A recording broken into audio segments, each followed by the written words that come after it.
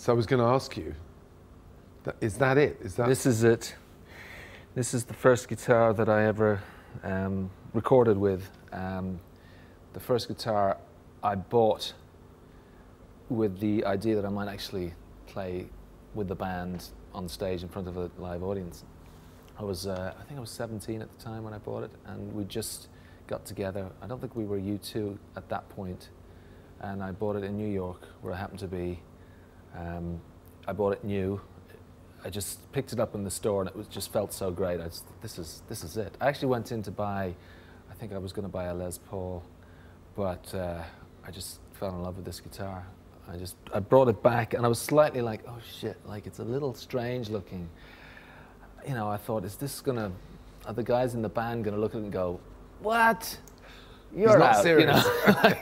So I took it out of the case, like, you know, and they looked. It was like there's a few strange looks for the first day, but everyone just loved the sound of it, and I think it became like a signature look. No one else was playing Explorers at that point, and so quite soon it became like the thing we were famous for, apart from a few other things, obviously. But it's had a few accidents over the years. This happened in Radio City about the mid-'80s. We were playing a show, and the bouncers were particularly heavy in the venue, and there's some kids down the front getting pummeled. So I actually threw the guitar off, sort of to intervene, and stopped it. And Bono stopped the show, and we got it sorted out. But I came back, picked the guitar up, and the head was hanging off. It was totally broken. So I got it. You didn't break down yourself at that moment then? I was a little stunned, to be honest. But we got it repaired, and I'm not sure it's affected the sound. I couldn't tell the difference when I got it back. So it's like it's a broken neck, isn't it? Yeah. Look, I see that's a different. Total insert of new wood into this to bridge the gap between this and this. And you can, when it was first done, it was a much better match. But over the years, the wood it's obviously a different kind of wood. It's become much more evident. We've got an intro, which is real simple introduction with a little beatbox, and so I'm really underscoring the bass guitar at that point.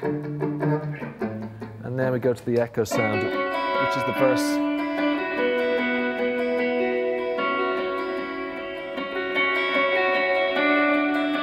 Against the chords of the song, it really creates a very beautiful little hook.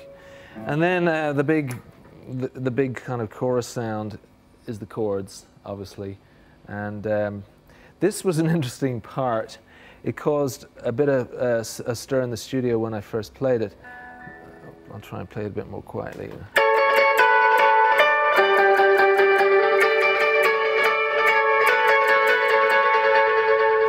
The reason it caused a bit of a stir is that at the point when we were making the record, All That You Can't Leave Behind, we were really taking our sound in a different direction, and when it came to arranging Beautiful Day, this part came to mind, and I played it, and it just didn't sound good on the guitars I was using at the time. So I brought out the Explorer and the Vox and the Echo and played the part. And when everyone else came back in later on, they were like, "You can't do that. You know, that's from a few years ago. That's not like where we're going." And I said, well, really, we have to be able to go back if it's right, if the song demands it. So for just one moment on this record, and that was the sound. What about coming back to the guitar, the basic personality of the guitarist? Do you think there is a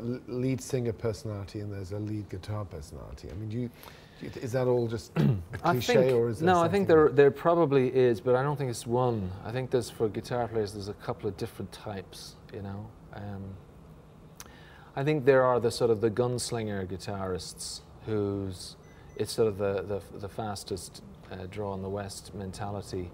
And then there's the sidemen, you know, who are really about supporting the singer and playing the songs and trying to, you know, make the whole thing mesh together. And I really think of myself more as that sideman kind of guitar player. I think Keith Richards in that same mold. And I have to say my favorite guitar players are that type. The Guitar Olympics. Not the show-off. Well, not the ones who aren't part of the band. Not the ones who are going off for the solo. Pete is the sideman, even though he's the front man in a lot of people's book. You know, he's playing the songs. It's all about getting the song across, supporting the singer. That's what I think. Johnny Marr was the same. You know, like it's about the entire. It's not about just shining in the spotlight as being an incredibly talented virtuoso guitar player. I mean, that's not that interesting in the end.